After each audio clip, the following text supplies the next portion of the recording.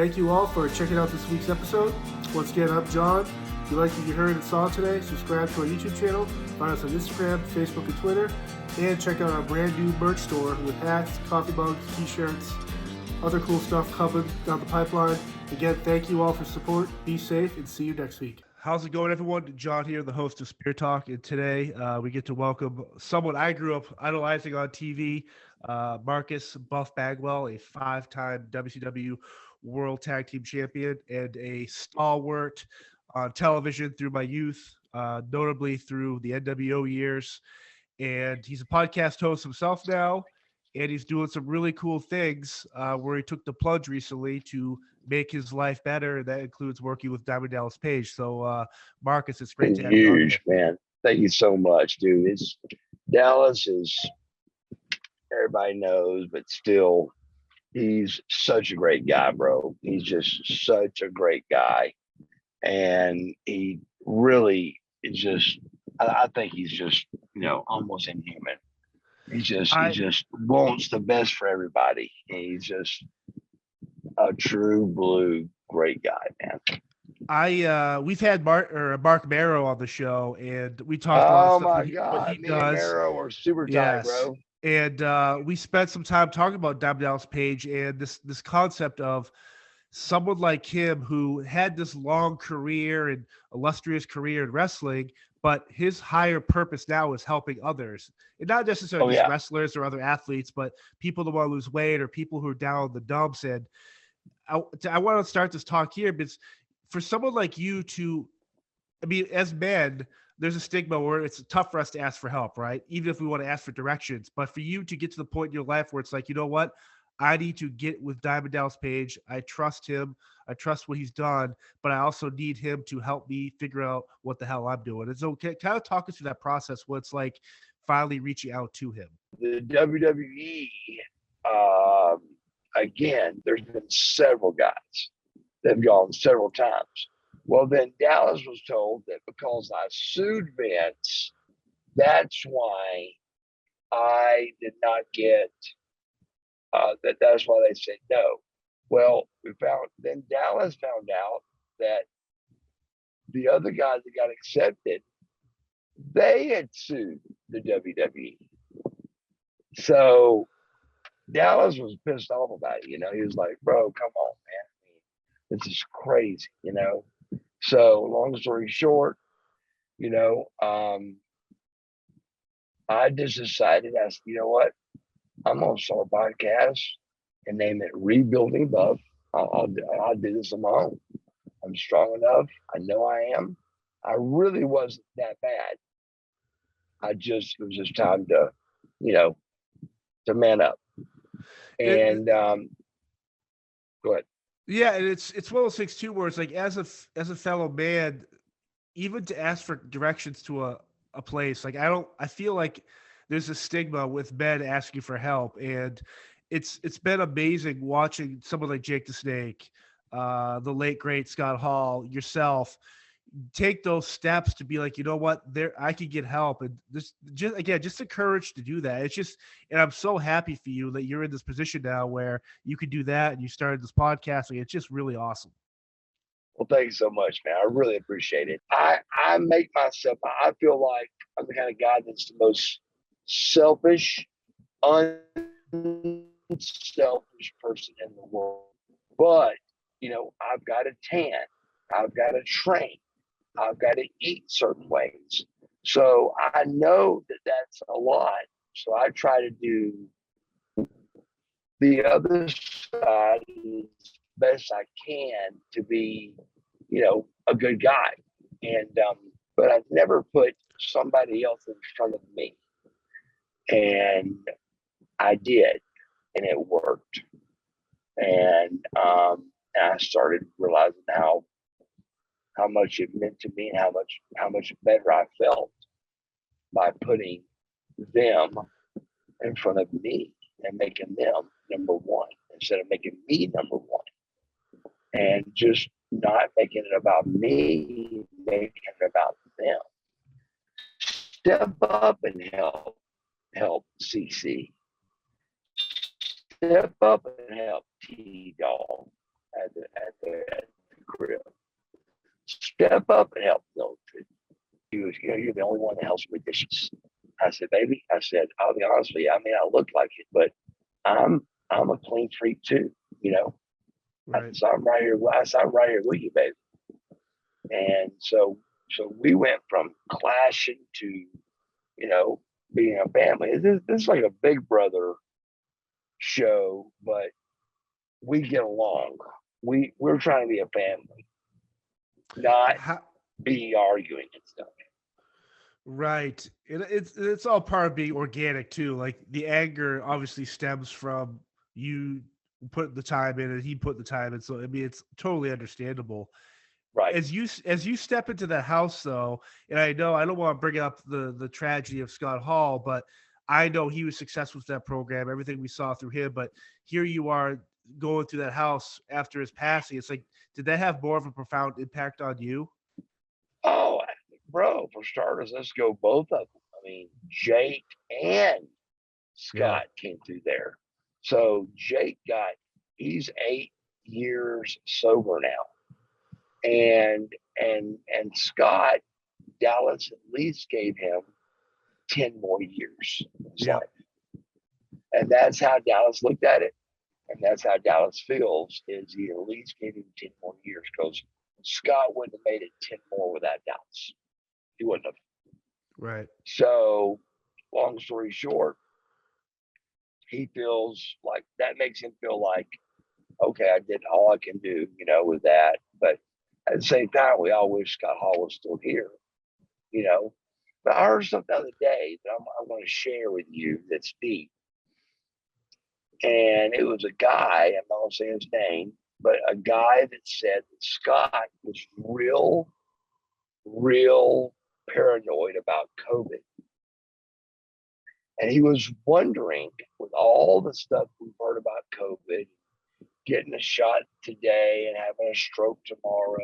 And I mean, there's just so much out there. Right. In other words, I'm never going to take a COVID shot. People can do what they want, freedom of speech, all that.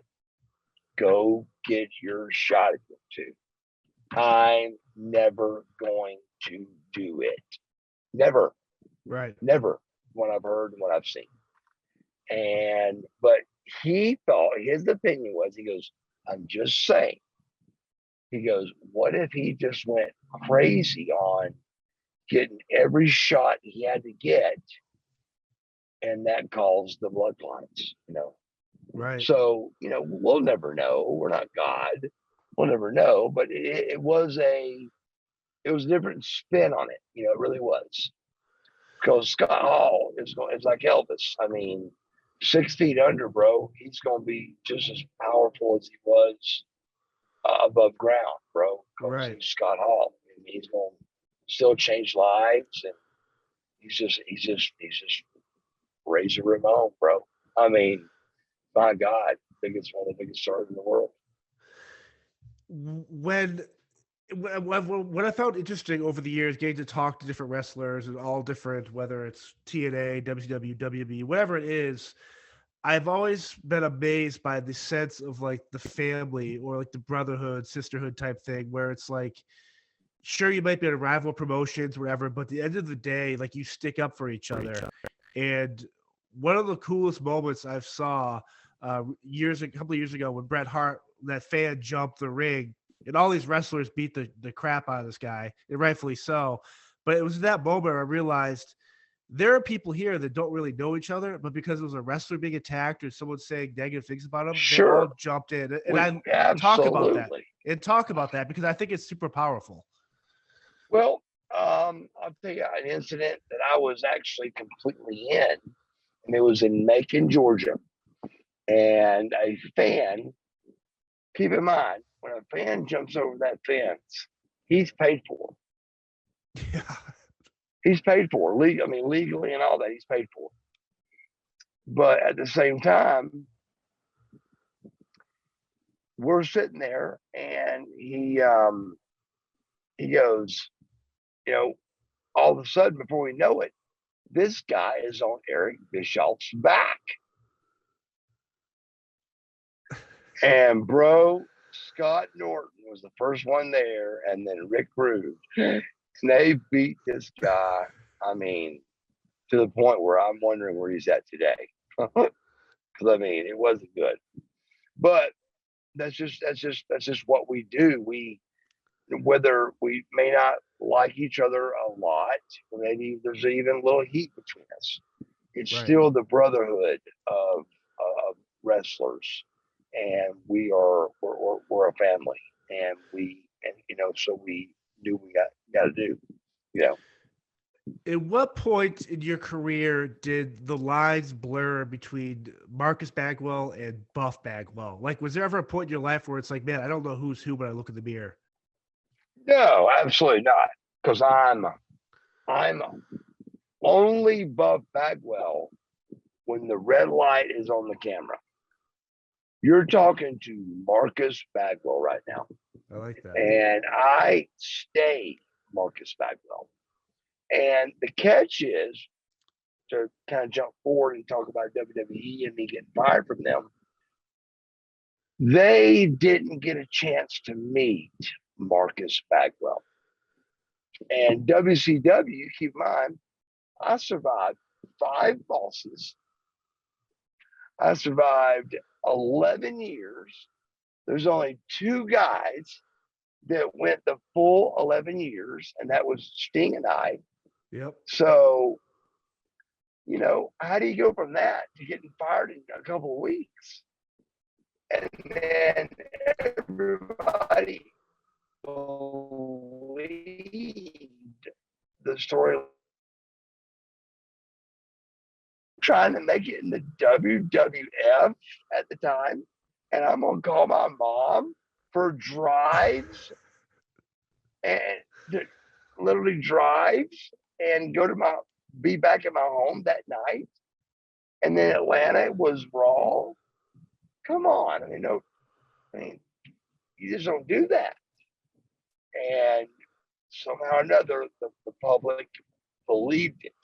Now, the horrible match. What's so bad?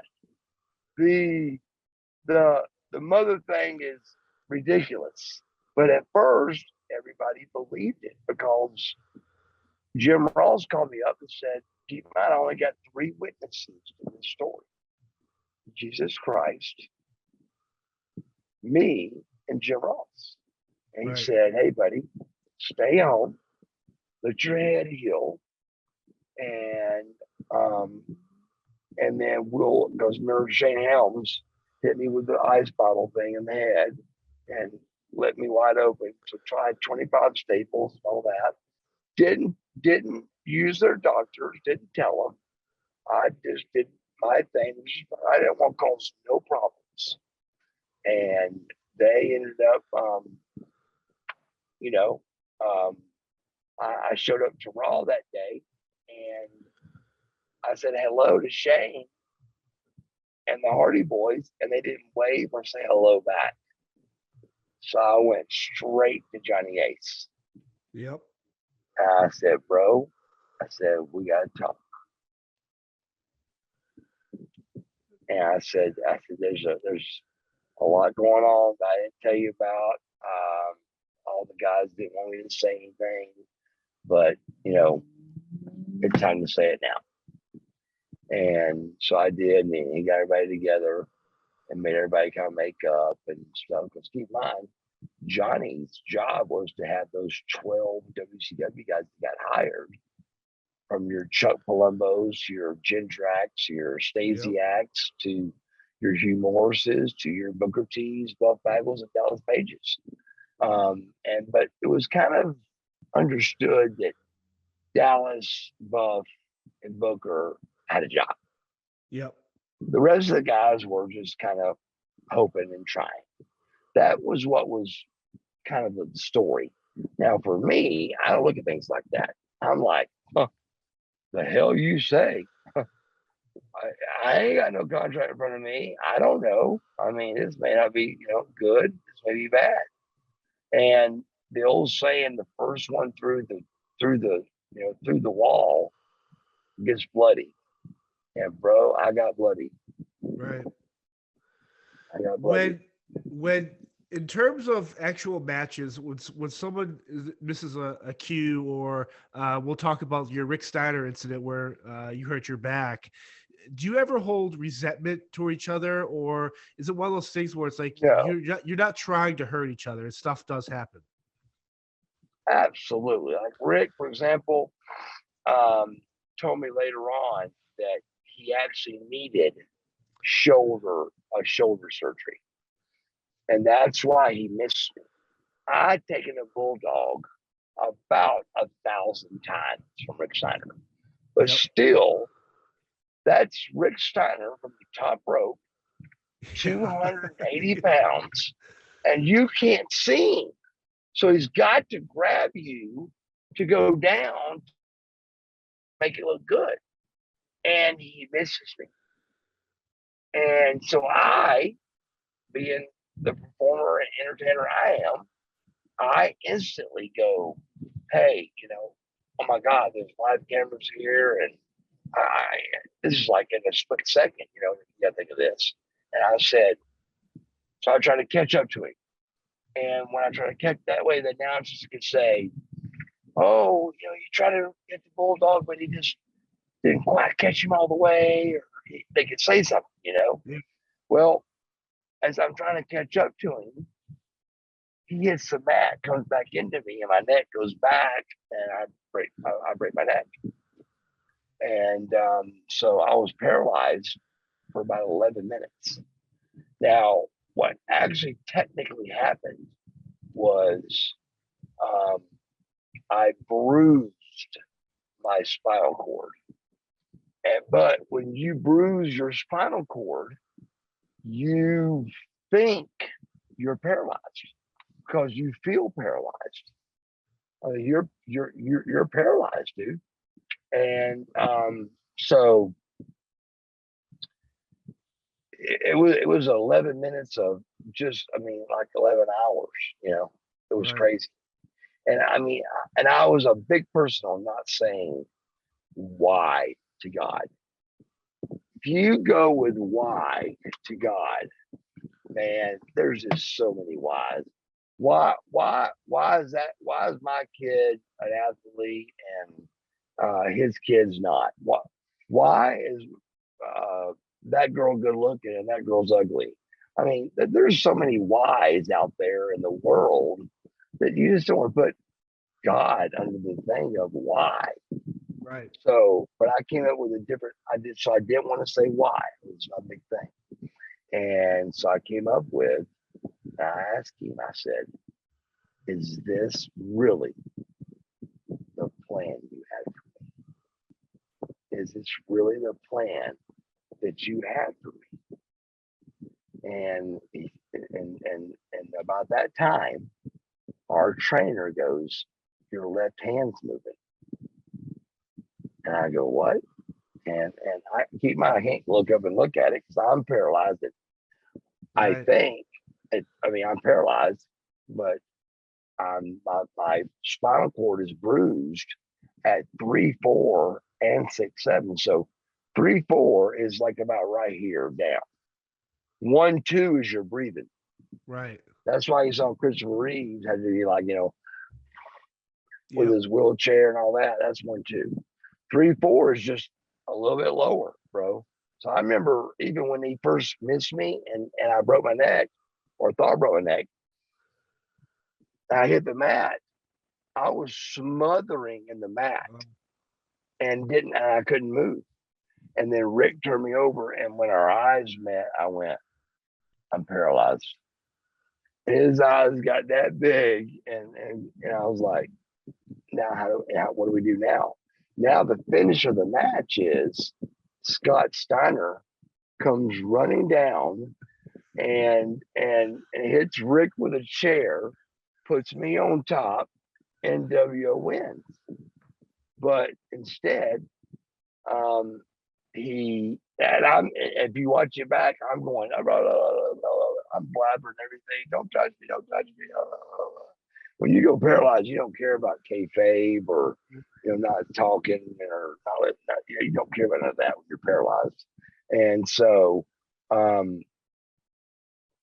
Scotty heard me, and he was just going to hit Rick with a chair, knock Rick off, and put my arm over Rick. 1, 2, 3, NWO wins. And as soon as he put my arm over Rick, my arm went. So 2 guys are laying back to back, and the ref goes.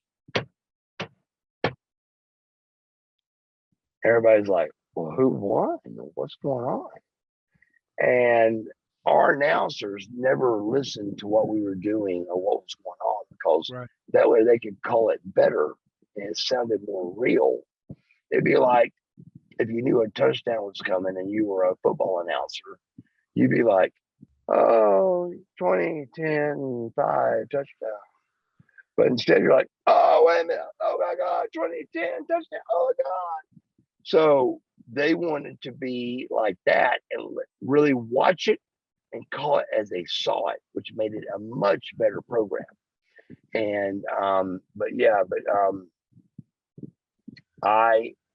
got taped down and all that. So at this stage, my fingers and toes are moving, and that's it. And that's all I can move, which I thought was a good sign, but still, you're still petrified and scared. And but I went to the hospital and all that, CAT scans, MRIs, all that stuff. And then the doctor walks in and goes, sit up. I said, what? He goes, sit up. Wow. So they're untaping me from the board and all that. I kind of slowly sat up. Keep in mind, God just took my life away mentally, and then God just gave it back. And that's a pretty big deal. And I was like, I kind of sat up and moved my arms. I kind of posed and just felt my arms and everything. I said, you got to explain this to me. And that's when he explained it. When my neck hit Rick Steiner, my cervical disc hit my spinal cord. It did not sever it, it hit it. So when it hit it, it bruised. So medically what happened to me was I bruised my spinal cord. And then when I bruised my spinal cord, that's, you don't know it, but when it swells, it ain't a stinger, you're paralyzed, you think. But once the swelling goes down, you can move again. So it was like unbelievable, I mean, Ivan just like, oh God, thank you so much. Oh my God, what do I say? I mean, thinking it's not even enough. I mean, I got my life back, it's crazy. Now, obviously, you've been in some awesome tag teams, winning the belt 5 times. But when you worked with Scott Neidhart, who I think is criminally underrated, and with the vicious, that whole thing you guys did, like, how fun is it to have a good tag team partner where it's like you actually are friends and could really do and change the landscape of professional wrestling? It's great. And just so you know, the reason me and Scott were not world tag team champions ever is because the night that I bruised my spinal cord, we were Vicious and Delicious versus Lex Luger and Rick Steiner, main event Nitro. Yeah. And we're in Columbia, South Carolina. And so we're, main event, all that. Well, Vicious and Delicious just had took off. We were just getting over. We were like the first NWO tag team that really was getting over. And so when I got healed and was back, which was about 3 months before I could go out with Scotty, for example, when I came back in 3 months, Norton was in Japan. So instead of waiting for Norton because it's live TV, they put me with Scott Neidhart. And me and Scotty had a hell of a run too, a hell of a run. And so that's why Vicious and Delicious was interrupted by the broke neck. It's so cool too seeing how your dynamic of what you do versus him. And I've always just loved it. It just seemed believable. And even you and Scotty, like it just seemed like these are two very believable they look like world champions. They look the part. They do the walk, they do the talk. And it's pretty rare to have people who can talk on the microphone and literally dish out beatings. Right. It's hard to have both, bro. And, Yeah. and the catch is to have, you got to have both to make it this business and really make it. I mean, that's the catch. I mean, and I'm not saying it because I'm in this business, but it really, really, truly is one of the hardest businesses to get popular in because, like, for example, if I threw a football to Ric Flair and ask him to throw that football back to me, there's no way a spiral football is going to come back to me because he's not an athlete like that. Right. But one of the best wrestlers if not the best, in the history of time. So wrestling is a very, very almost unexplainable different sport because you got to have all the things that are obvious: a look, charisma, some swag, some mic skills, ability in the ring, athleticism. That's still in there, but it's just not all of what it means. And it just, being around Rick learned so much. One of the things Rick taught me was you're only as good as who you wrestle. And I was like, wow, you're right. Because I don't care how great you are. If you have somebody with you that's at least decent, the match is going to be horrible. Horrible. Because you're only as good as who you wrestle. And that's what got me over with all of the older guys that loved me so much, like Rick and your Arn Andersons and all of the workers that could work, because you could tell me and I'd do it and get it perfect for them, but they also got to beat me, and they were beating somebody that looked pretty good that could work. So it wasn't like beating a job guy. It was beating somebody that really, had a look, had a swag, had some charisma, and was a rookie coming up in the industry. And so it just worked. And then they did the Sting coming out and saved me from the Dangerous Alliance, and they beat me to death. I'd be like, Sting, hurry!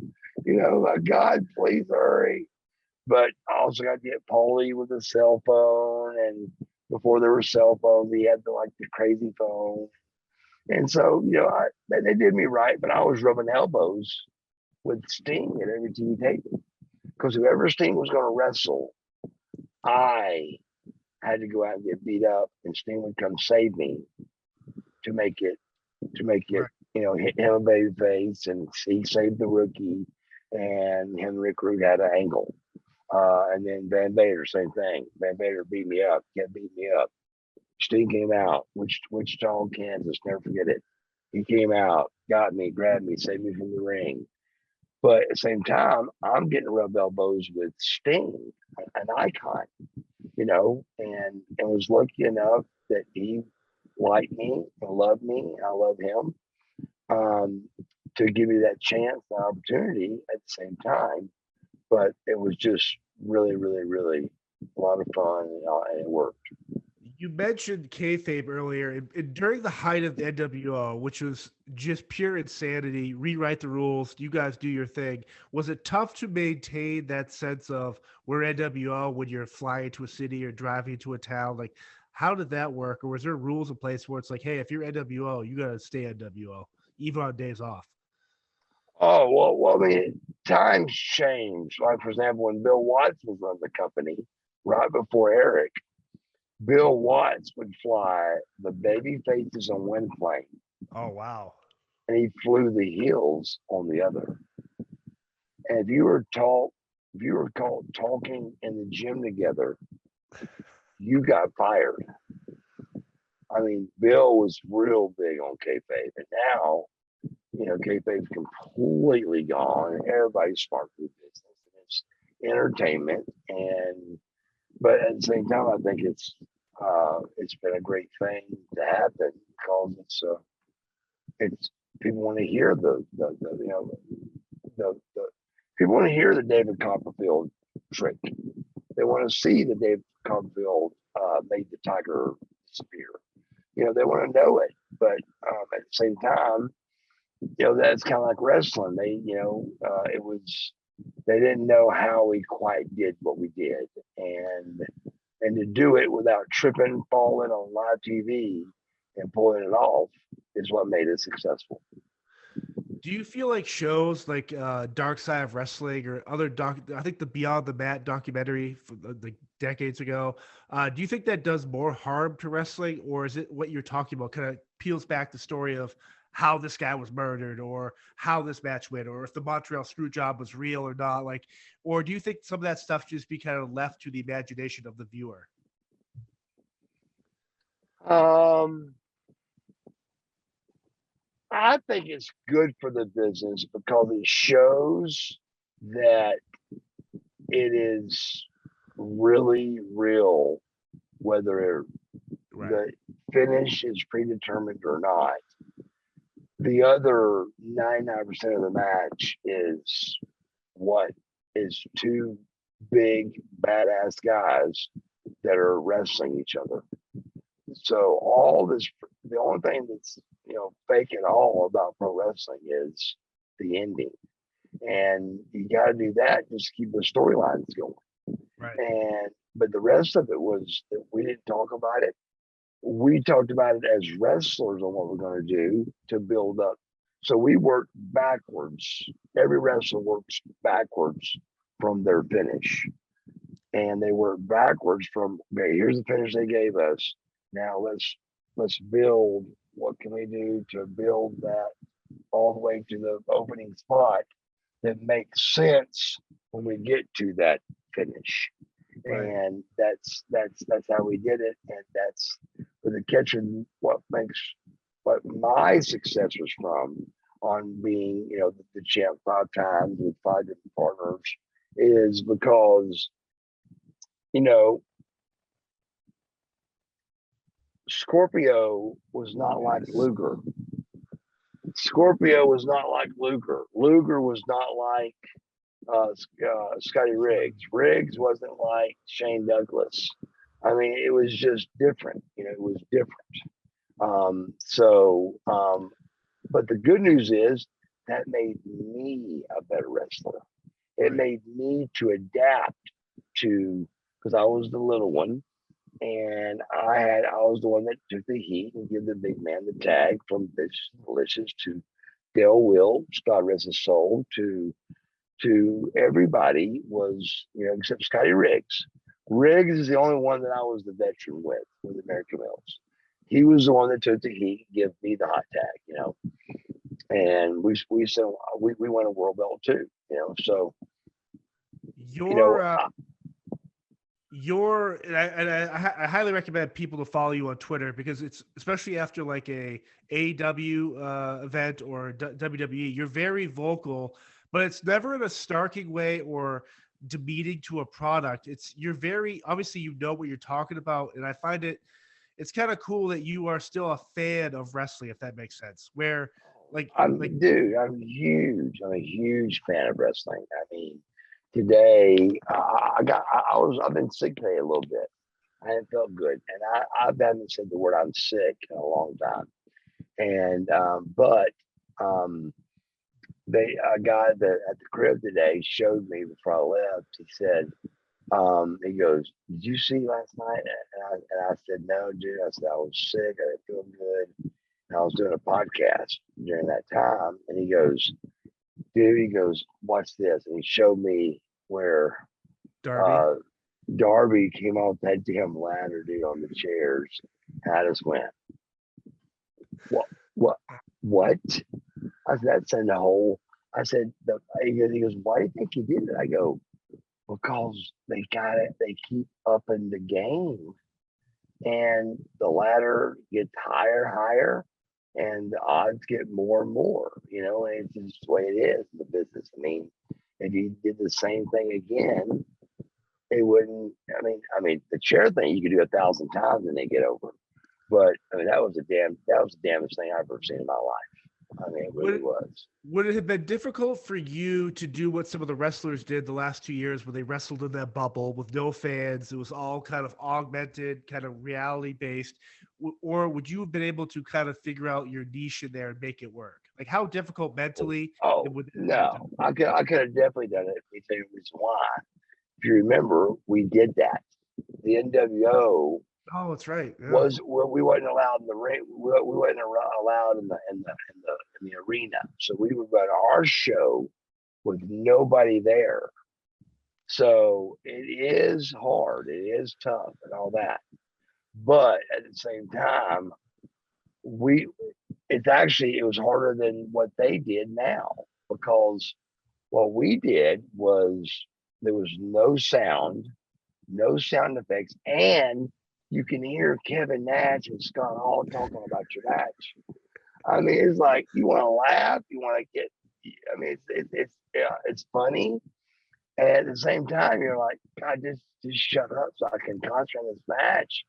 But they were so great at what they did, that it just turned out to be a great thing. But we did that several times, and that wasn't with the screens, at least some fans on a screen. I mean, we had nobody in the building and had to have a match. Now that's hard, bro. That's tough. What is the history of your famous hat? Like when I first saw the hat, when you start doing your strut down the ramp, that's when I kind of was like, man, this is a character. It's awesome. And not a lot of wrestlers strive to have that one item that resonates with them, whether it's Ric Flair in his robe but your hat, like what's the history of that? And like how much say do you have in kind of creating how iconic that hat is? The hat came from, I'm a big ball cap person, and Lids was the big ball cap place back then. I'm not sure if Lids is still out there. Are they? And but we went there one day, and on the top shelf, way in the back, we see a top hat, and my wife goes, let's try that top hat on. I said, what? And so I put it on, and as soon as I put it on, she went, Mark, that looks incredible on you. And so I thought, well, damn, let's buy it. Maybe I can do something with this. And then my mom is with the thought of my face on the top. And then it just kind of went from there. Bro, the hat gets booked, and I come along with the hat. It's just so cool. All that stuff, those memories. I just even talking to you now. I've always been blown away where everyone I know, whether you're a doctor, a mechanic, a farmer, a student, whatever it is, whatever generation you are, the idea that people love wrestling. And it always goes back to times where I was watching my grandfather when I was little, or my father, where I just like, oh man, just all that stuff. Like, I remember my dad telling stories when they went to the old Boston Garden where Dean Morocco spit on him because he was a bad guy at the time, and Hulk Hogan came out. Like all these memories you have of this stuff. It's like I always wonder if generations from now, like who are the 10-year-olds now that are going to be looking at the Darby Allins today and stuff, and going like, oh man, remember this? Like I never want this idea of wrestling to go away. Right. To answer your question, like I'll catch myself talking to fans about NWO and wrestling and all that stuff, and I'm trying to dodge the question that's getting ready to come, and they'll say, how long ago was that? And I don't want to say, so I'll go, it was a long time ago, man. And they'll go, no, really, how long ago? And I'll be like, 20 something years. And their face just goes like, I'm like, oh my God. Because what was cool 20 years ago and what was happening, I'm still getting booked for, and people still come up to me and love me, and I love them because I'm a huge people person. Right. And so it just works. It just works. It works, but it works because of being in the NWO and having that great run we had. Yeah, it's just awesome. And kind of to tie into like your podcast and stuff, rebuilding Buff. What are your goals for that? If people want to check it out, like where do they hear that? Where do they tune in? Stuff like that. It's on all the major platforms, and we're on Twitch now. Our big Awesome. thing is on Twitch. But we also, like last night, Medusa was on our show. I mean, just because she came into the, the chat room. But I got a really good podcast partner that helps me out with all of it, and we just once a week we go out and just do a podcast, and it just, we just talk about the shows and who I like, and from the Jungle Boy to all those guys. I mean, it's just it really is just it's a different era, bro. It's a totally different era. Is The there only a thing that makes me mad that was never like this is go back as far as you want, and how many wrestlers did you ever see that had their shirts on when they wrestled? Think about it. Interesting. None. Yeah, I mean George Amble, Steele, Chief None. none of them.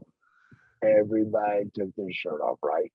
Yeah. Now, fat guys and out of shape guys that can wrestle pretty good are able to put shirts on and hide the fact that they don't look good. Where me and Scotty Steiner look like professional bodybuilders, and we're still great in the ring. And that's what separated us and got us over, is because of that. These other guys, and I dog them out all the time because it's not fair. Take your shirt off, man. That's not wrestling with your shirt on. And there's just a lot of shirts nowadays, as you know. It is. And back a long time ago, bro, think about it, there wasn't shirts. I mean, the people in the crowd weren't wearing shirts back then. I guess what's interesting, and you kind of hinted about it, that as times change, this idea that maybe wrestling is too macho or body shaming and stuff like that. But I think we see a lot of that when the WWE goes to like Saudi Arabia, the idea of women wrestling can't show skin. And I get that side of it, I guess. Right. But do you think that we are at a time and age where wrestling has to be creative to make people feel comfortable be who they are in terms of to your point though, it's like when I see like a Keith Lee take his shirt off and he's not in the best shape, but the guy moves like a cat. It's kind of comforting. It's like, dude, this guy's proud of who he is. He's not ashamed of it. Right. He's not ashamed to take his shirt off. I just think it's just not wrestling. If you go back 75 to 100 years, it's Even the not Spartans, wrestling. right? It's not wrestling. Yes, this is not wrestling with a shirt on. It's just not. And these guys are able to, put their shirts on because they're a little chubby or a little out of shape. And we didn't have that option, bro. It was like, we got to be lean and shredded, and we put this out there. So we got to keep doing it every Monday, And so, but you do got a point. And it's a different generation, bro. I mean, with the shirts and stuff. So, yeah, I think it gives more guys a chance to be a star. And that's what happens out of it, is it gives guys more of a chance. Now, as you've gotten older and health has changed and eating habits have changed, I kind of picture like someone like you or the Steiners, whoever, all these alpha male muscular dudes, either carb loading and catering, craft services before the shows, or were you guys all, even then, the chicken, the proteins, like the eating healthy? Like, how did you maintain being on the road yet looking that lifestyle? A lot of work, bro. People that come up to me and they go, "Oh man, I can't work out because I travel for a living." I go, "You're saying that to the wrong dude, bro." I said, "I built Buff Bagwell on the road. You can't say that to me." So there is no excuse if you truly want to be in shape. You can get to the gym. You can find time to do it. We did, and you can. But but at the same time, it did start getting to where they were like cookie cutters. Everybody was, lean and shredded, lean and shredded, lean and shredded, and all that. So at the same time, I do get it. I do get it. Now, before I let you go, obviously you're on social media, Twitter, all that place like that. You got a website. If people want to reach out to you, find you, support you, do you recommend they just go to find you on social media? How do you want to do that? The best way to go is go to marcusbuffbagwell.com. That's my website. That will tell you every place to go to get in touch with me, from Twitter to Instagram. It shows everything. And it's also got all of my DVDs and all of my 8x10s, and it's just a really good place to start. So always just go to marcusbuffbagwell.com.